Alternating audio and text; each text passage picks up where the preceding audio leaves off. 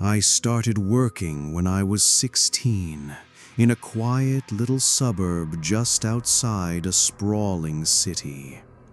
At first, it was the usual beginner stuff. They had me helping out the chef in the kitchen, scrubbing floors, wiping counters, and doing whatever grunt work needed doing. I didn't mind. It was steady, and the place had a strange kind of charm, even if it always smelled faintly of grease and something sour that clung to the walls no matter how much bleach you used.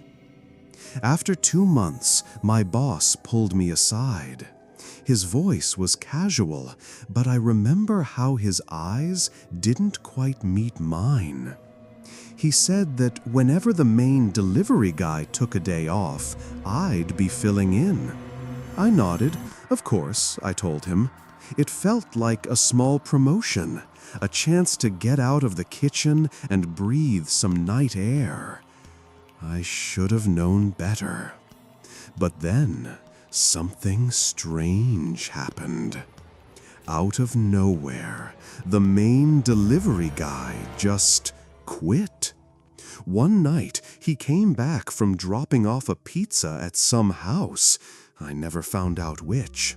The moment he stepped through the door, I could tell something was wrong. His face was pale, almost ashy under the flickering fluorescent lights, and his eyes looked like they'd seen something they couldn't make sense of. Wide, glazed, unblinking, haunted. He didn't say a word to me, just walked straight into the boss's office and slammed the door behind him. I could hear raised voices from inside, muffled but tense, arguing for a good 15 minutes. Then the door swung open and he stormed out. He looked at me, gave a bitter little smirk, and muttered, "Good luck, kid." That's when he told me he'd quit. I blinked, caught off guard. Why? He shrugged, but there was something hollow behind it. "Just a shitty job, that's all," he said. Then he reached out, patted me on the back, a weirdly stiff gesture, like he was forcing himself to do it, and left without another word. No goodbyes, no see you around. That was the last time I ever saw him. I didn't press it. Maybe I didn't want to know. Maybe part of me already understood that it wasn't just about a shitty job. There was something else. Something that had twisted his insides up enough to make him walk away without looking back. And just like that, I became the delivery boy. Every night for the next couple of weeks, it was just me, taking pizzas to addresses that started to feel farther and farther out, and colder and darker each time. They said they were still looking for someone to take over the role full-time, but no one ever came.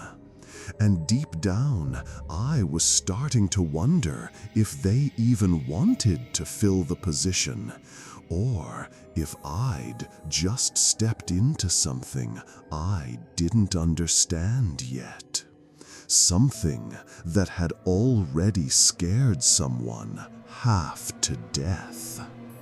About 2 weeks into my delivery duties, my boss handed me a slip of paper with an address scrawled in his barely legible handwriting.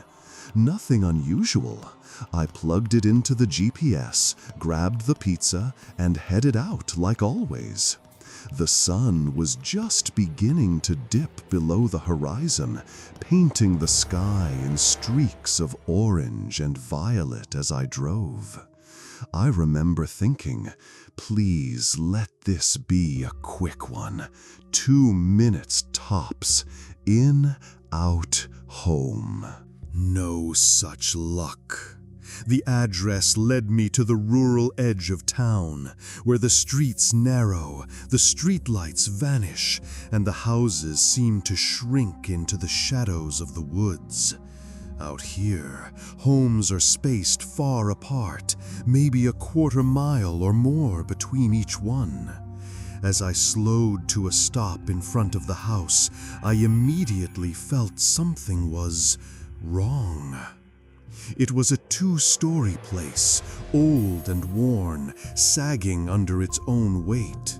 The lawn was a patchy wasteland of weeds and dry earth, the grass long dead, overrun by thorny brambles. The trees lining the property stood like brittle skeletons, their branches bare and twisted. No porch furniture, no lights in the windows. Just an empty, rotting shell of a house.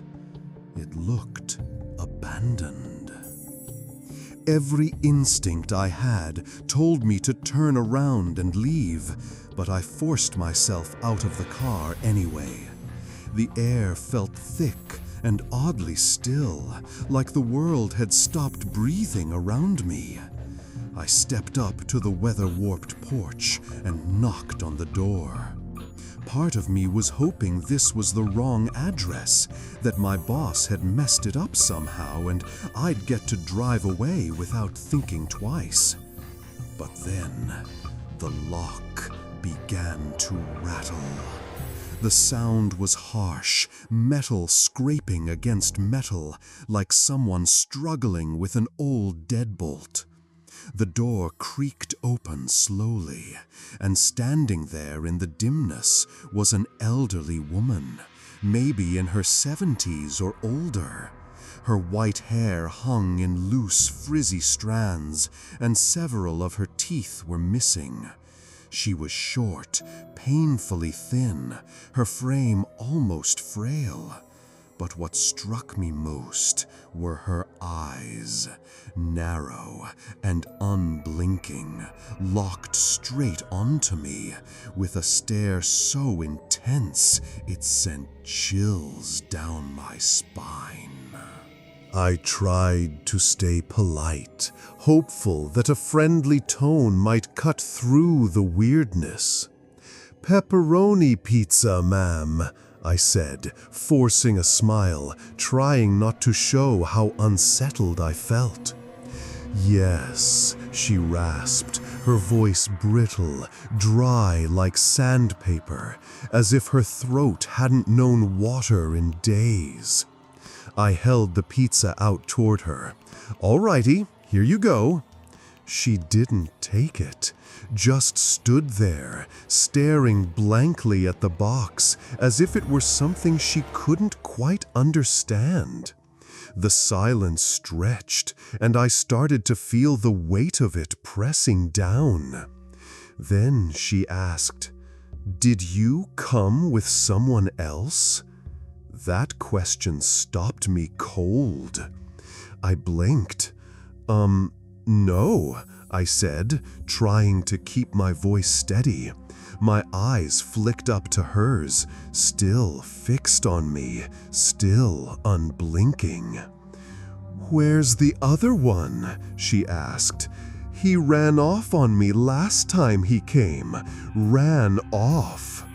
Her voice was slow and flat, but the words chilled me more than anything else she'd said. My heart thudded in my chest. The other one? She had to mean the last delivery guy, the one who'd quit after that weird night, the one who looked like he'd seen something he couldn't unsee. I think he quit a few weeks ago," I stammered. She didn't respond, just reached slowly into her purse, like she was looking for money. I stood there, awkwardly holding the pizza, the seconds dragging by in silence.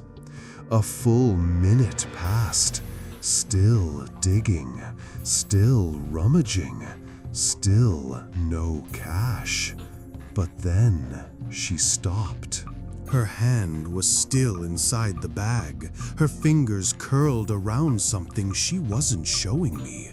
She looked up, not confused, not startled, just eerily calm, as though something had just clicked in her mind, like she'd come to a decision.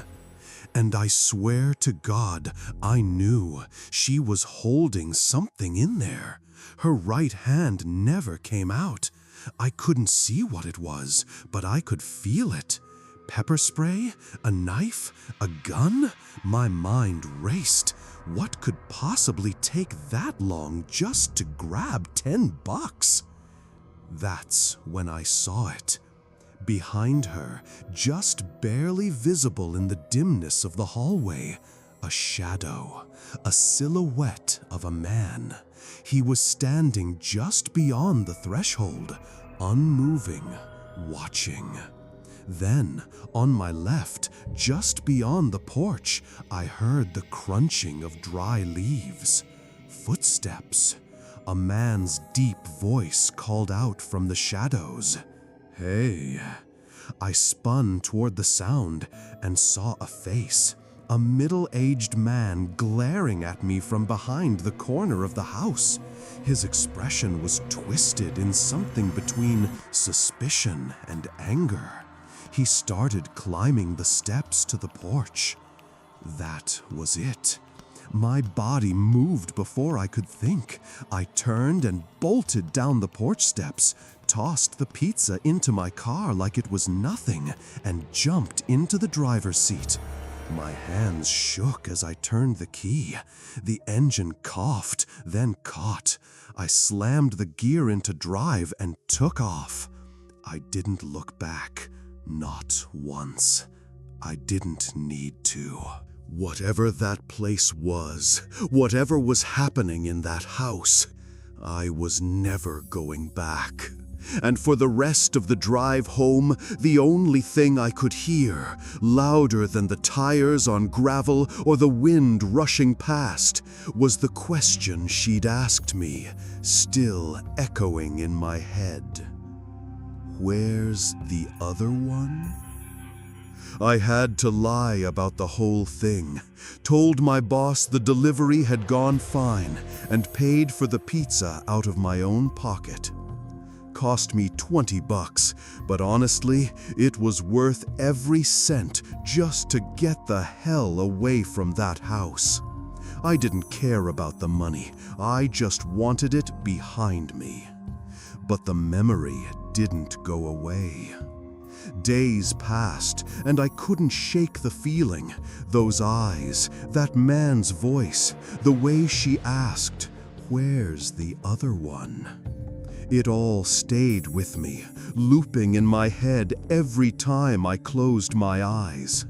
So, when I finally made the decision to quit, I knew I had to get it off my chest before I left for good.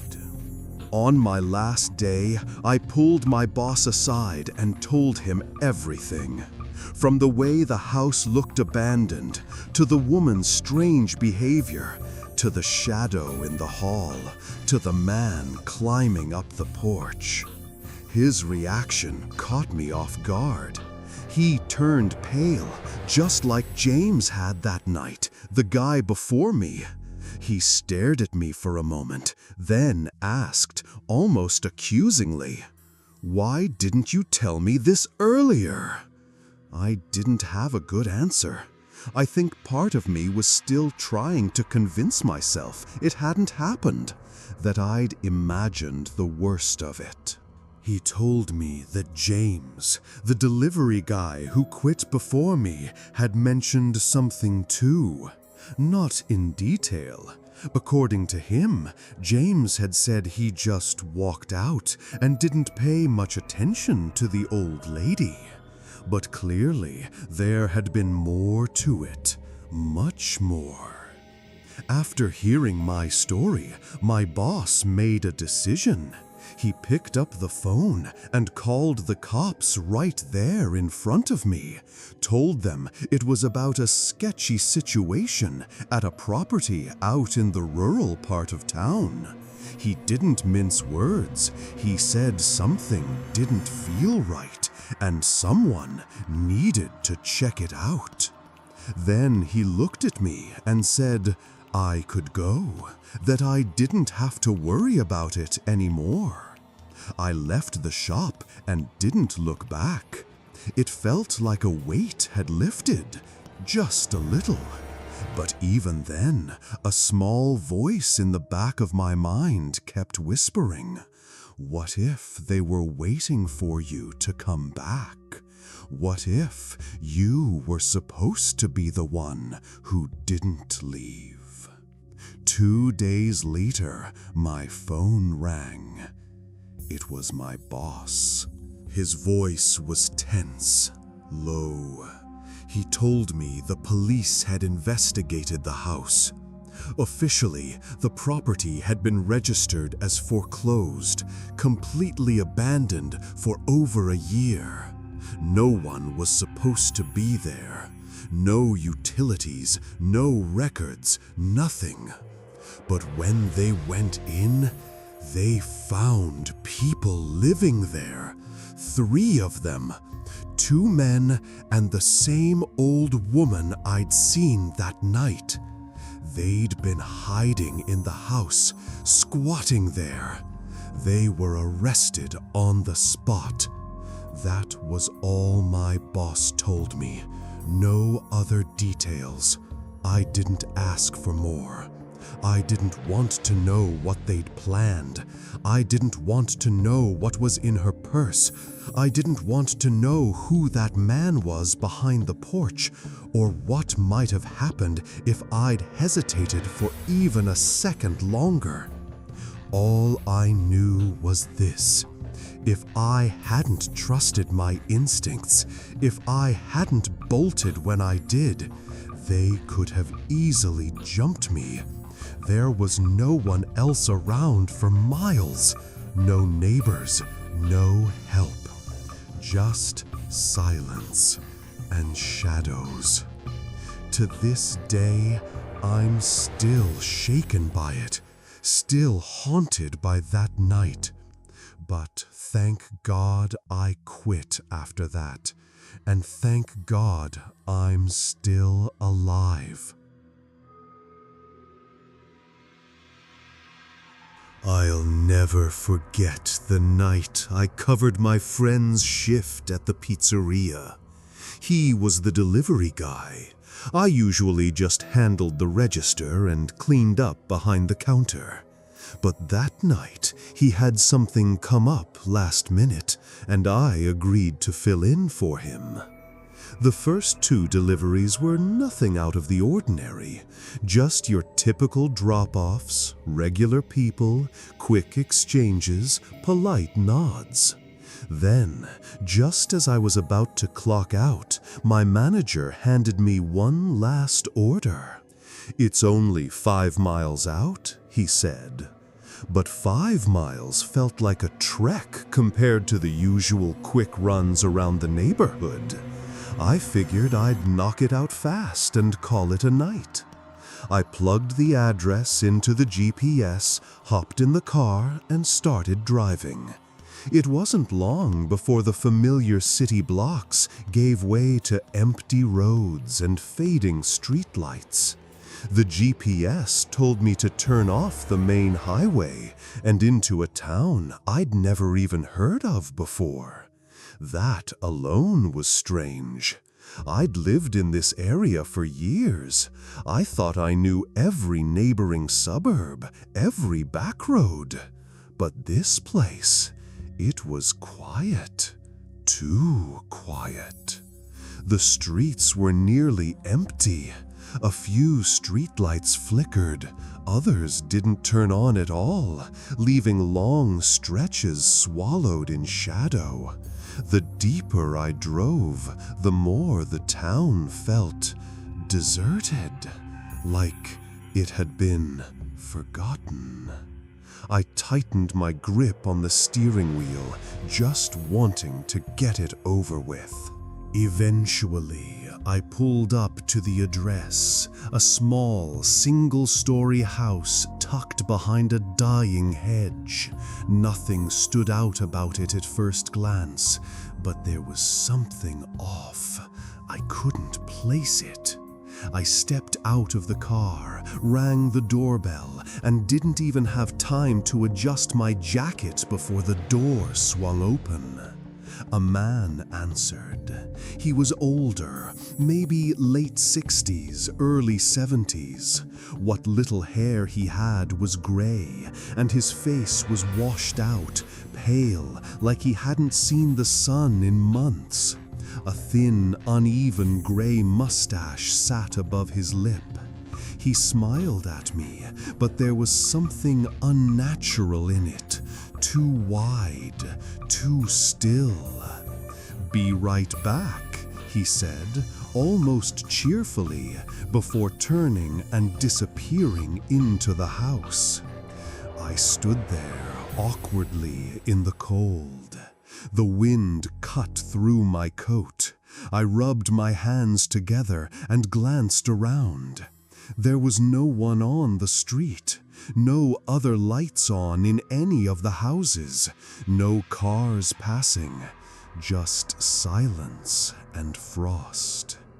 Then I heard it, the sound of heavy footsteps inside, slow, deliberate, creaking along what must have been an old wooden floor. The steps grew louder, closer, until the man reappeared at the doorway with the same unsettling grin stretched across his face. "You should come inside," he said. "It's warm in here." I hesitated. "That's all right," I replied quickly. "I'm good out here." But he didn't back off. He kept motioning with his hand, nudging gently, persistently for me to step inside. He didn't say another word, just kept smiling, gesturing. I know what you're thinking. I know how stupid it sounds, but it was freezing, barely 5 degrees outside. I could feel the chill in my bones. Against all better judgment, I stepped across the threshold. The door shut behind me with a soft but final click. The warmth he promised wasn't there. In fact, it didn't feel much different from outside. The air inside the house was stale, heavy with dust and the faint scent of something sour. The lights buzzed softly overhead, casting everything in a weak yellow glow. He hurried off again, disappearing into another room down the hall. Didn't say a word. I stood there, frozen in place, trying to convince myself this was all normal. Just a weird old man with a weird old house. But the longer I stood there, the more wrong everything felt. I glanced at the door, just a few feet away, and yet it felt like it was getting farther with each passing second. My feet started shifting toward it, inch by inch, as a heavy, crawling discomfort settled deep in my stomach. Something wasn't right, and every part of me was screaming to leave. Then he came back. The old man stepped out from a different room this time, still wearing that strange smile, too polite, too stiff, like a mask stretched over something waiting to slip. Without saying a word at first, he walked over to a narrow wooden door at the end of the hallway. With an old, creaking groan, he opened it. A wave of cold air drifted out. From where I stood, I could see that the door led down to a basement. A narrow staircase disappeared into complete blackness. No light, no sound, just an open mouth of shadow yawning beneath the house. He turned to me casually and said, "I usually keep my money down there." His tone was easy, familiar even, like this was just a normal thing to say.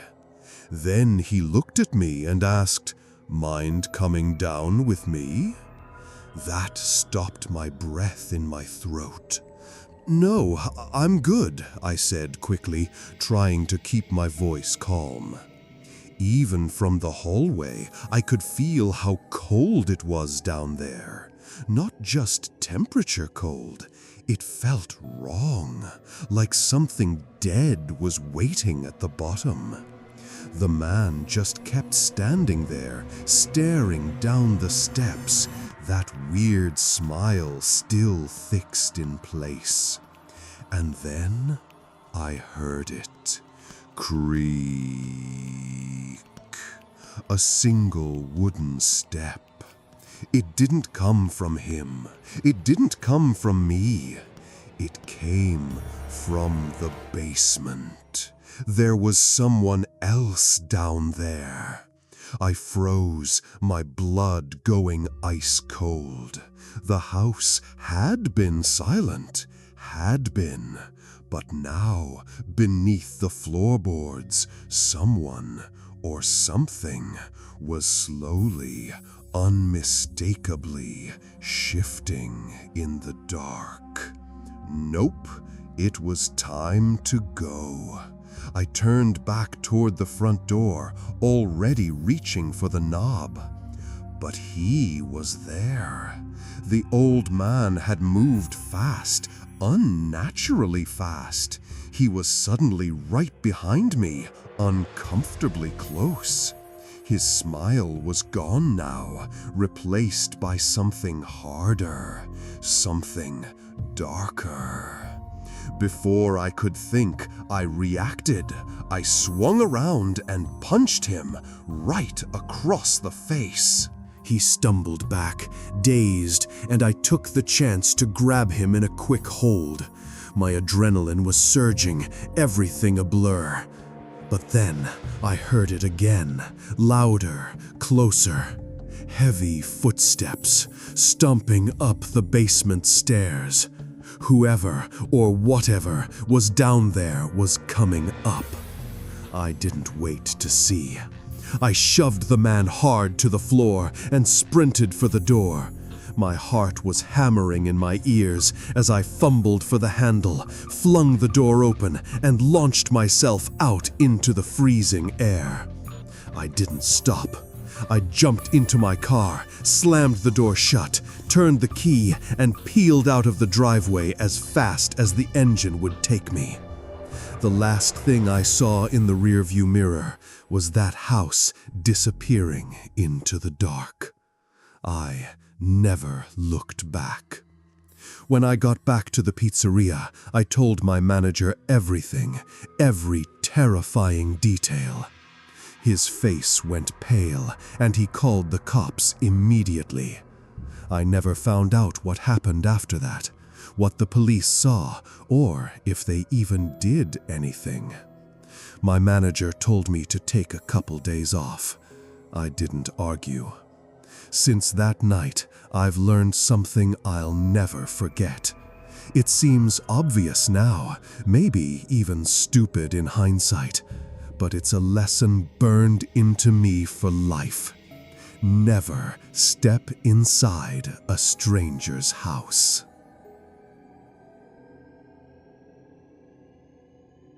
It was late, close to midnight, when I headed out for one last delivery. Probably the longest one I'd ever taken since working at the pizza place. A solid 20-minute drive, winding away from the familiar neighborhoods and into more remote territory. Still, 20 minutes wasn't too bad, not for the rural area I lived in. And hey, they'd ordered 4 large pies. That usually meant a party, and with parties came tips, big tips if I was lucky. Navigating those dirt roads in the dark was the real pain. My headlights barely cut through the trees lining both sides, and every turn seemed to lead deeper into nowhere. But eventually, I arrived at the address, and instantly, I didn't like what I saw. The building was old, worn, and standing by itself in the middle of a forest clearing, the kind of place that looked forgotten by time, and for good reason. The walls were weather-stained, the windows smudged with grime, and not a single light was on inside. There were no cars out front, no porch light, no sound but the hum of my engine and the faint rustle of wind through trees. I sat in my car, staring at the place with growing unease. This couldn't be right. I reached for my phone and called my boss, asked him to double-check the address, had him read it back to me not once, but 3 times. Every time it matched. "This is the address," he said, clearly annoyed. "At least knock on the door and check it out. Don't come back with 4 untouched pies." Normally, he'd blow up if we brought even 1 pizza back. I didn't want to find out how he'd react to 4. I was already unnerved, and that pressure didn't help. But I couldn't just sit there forever. So I got out. The air outside was colder than I expected. Damp, too. The kind of cold that crept into your sleeves and made the hairs on your arms stand up. The trees surrounding the clearing swayed slightly, but the building itself stood perfectly still, silent and waiting. I walked up the uneven steps to the front door. No doorbell, just an old wooden door with peeling paint and rusted hardware. So I knocked loudly. No answer. I didn't really expect one. At that point, I wasn't even frustrated about the silence. I was disappointed. All this driving, all this effort, and no one was even here. Just a total waste of time, fuel, and sanity. Still, I knocked again. Just once, more out of desperation than hope. And that's when I heard it. A faint rustling sound, soft at first, but definitely coming from inside. My hand hovered near the door as I leaned in slightly. "Pizza delivery?" I called out, trying to sound casual. The sound stopped. Silence. The kind of silence that somehow feels louder than noise. My pulse quickened. I glanced behind me at the woods. They suddenly felt closer, like they were inching in. I was about to turn and head back to the car when I saw it. Movement at the window. Someone was staring at me. Their face was shadowed, their features hard to make out, but the eyes, those were crystal clear, wide, unnaturally wide, eyes that didn't blink, eyes that seemed stretched too far open, straining past what skin should allow. They weren't just looking at me, they were locked on me. I froze. I don't know why that look rattled me so deeply, but it did. It wasn't anger, it wasn't confusion, it was fixation, obsession, like I was something not human standing on that porch. That was enough for me. I dropped the pizzas, didn't even think, and sprinted back to my car, heart pounding so hard it shook in my chest. I jammed the key into the ignition, turned it, nothing. The engine sputtered. Turned it again, still nothing. I swore under my breath, panic clawing at me now. The third time, the engine finally roared to life. And as I slammed my foot down on the gas, the only thing echoing in my head was the way those eyes looked at me, unblinking, like they were waiting. I tore off the grass and back onto the dirt road, my tires kicking up loose gravel as I sped away from that house, if you could even call it that. My hands were trembling on the wheel, my breathing short and rapid.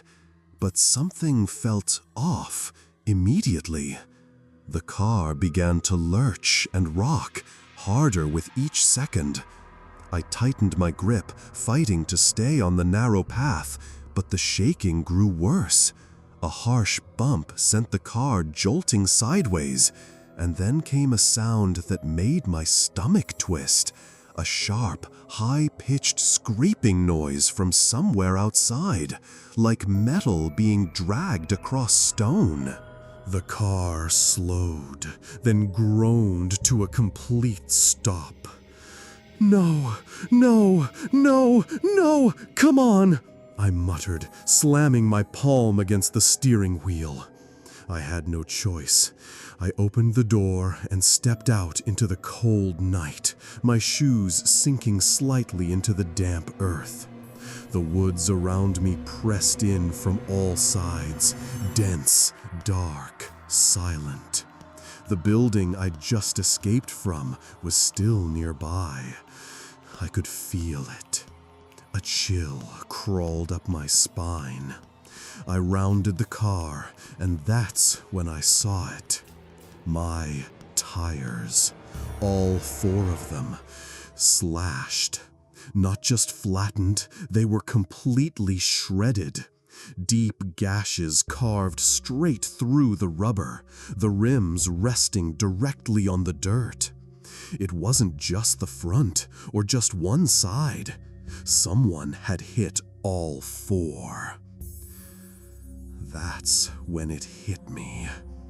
They did this while I was at the door, while I stood knocking, while I was yelling that I had a delivery, while I was staring into the face of whatever the hell was watching me from that window.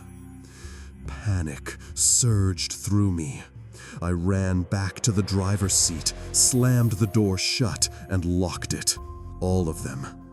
I sat there, gripping the steering wheel, eyes scanning the trees around me. The building wasn't far, just behind that thin line of trees. I couldn't see it, but I could feel it, like it was breathing behind the branches. Watching. I grabbed my phone, hands shaking so badly I nearly dropped it, and dialed 911. The operator picked up quickly.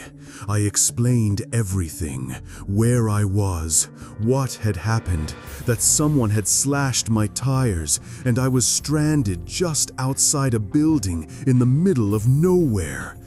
She sounded calm, too calm. "We're sending a unit your way right now," she said. "Please remain where you are. Keep the doors locked. Stay hidden. Don't try to run." "Should I stay in the car?" I asked, already half considering bolting into the woods. "Yes," she said firmly. "Stay inside, doors locked. I'll stay on the line with you until officers arrive." I swallowed hard and nodded, even though she couldn't see me. Outside, the woods seemed to stretch endlessly in all directions. No lights, no movement, just the oppressive, suffocating dark. My body was shaking uncontrollably now, not just from the cold, but from the sense that I wasn't alone out there. I kept glancing at the side mirrors, kept expecting to see someone stepping out from between the trees, or worse, walking straight toward me from the building.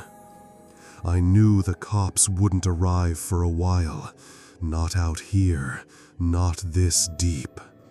And every second that passed, sitting helpless in that car, just yards away from whoever or whatever had done this to me, made me feel like I was running out of time. I wasn't just scared. I was being hunted. What happened next? It's the part that truly broke me. Even now, I can barely talk about it without feeling that same cold grip around my chest. It still rattles something deep inside me. And God, I hope no one ever has to experience that level of fear. I was scanning the darkness through every window, checking the tree line, making sure no one had followed me. I kept glancing back and forth, mirrors, side windows, anything that gave me a view. My phone was still pressed to my ear, the 911 operator calmly speaking on the other end, but I barely heard her anymore. That's when I looked into the rear-view mirror. And there she was. The same face I had seen at the window of that building. The same eyes, only now impossibly wider, stretched inhumanly open, as if her skin couldn't contain them. Her head tilted slightly, her stare locked onto mine in the reflection. This time, I could tell it was a woman. And then, as if she knew I saw her, a slow smile began to creep across her face. It wasn't warm. It wasn't friendly. It was knowing, cold, like she'd been waiting. That was it. Pure instinct took over. I flung the door open and bolted full sprint into the woods, not even caring how much noise I made. Branches whipped at my arms, leaves crackled underfoot, and I didn't look back. I didn't stop. I just ran. My lungs gave out quick. The cold burned my throat. My chest was on fire, but I kept going until I collapsed behind a massive fallen log, half buried in dirt and moss. I crouched low, curled into the bark, and pressed my hand over my mouth to muffle my gasping breaths. I waited. Minutes stretched like hours. Every second dragged across my nerves like a blade. The forest was silent, but I felt watched, hunted. And then, finally, faint in the distance, sirens. That rising wail was the most beautiful sound I'd ever heard. A spark of hope surged in my chest. I forced myself up, legs aching, heart still racing, and stumbled toward the direction of the road, following the glow of red and blue that flickered between the trees. When I saw them, 2 patrol cars parked near my own vehicle, I felt like I could collapse and never get up again. I came stumbling out of the woods, yelling like a madman, waving my arms, my voice cracking. "Help me!" I shouted. "Please, help me!" I hit the ground hard, my knees giving out, my stomach lurching as I gagged and nearly threw up from the sprint. My limbs trembled uncontrollably, too exhausted to move. The officers rushed to me and helped me up, trying to calm me down, asking what had happened. I told them everything, every breathless detail. The delivery, the building, the eyes in the window, the slashed tires, the woman in the back seat, the woods. They listened carefully, exchanged grim looks. Then one of the cars pulled away and headed toward the building with 2 officers inside. I stood there, clinging to the open door of the other car for balance, watching their flashlights bob through the trees. Eventually, they returned. They hadn't found anyone inside. The building was empty.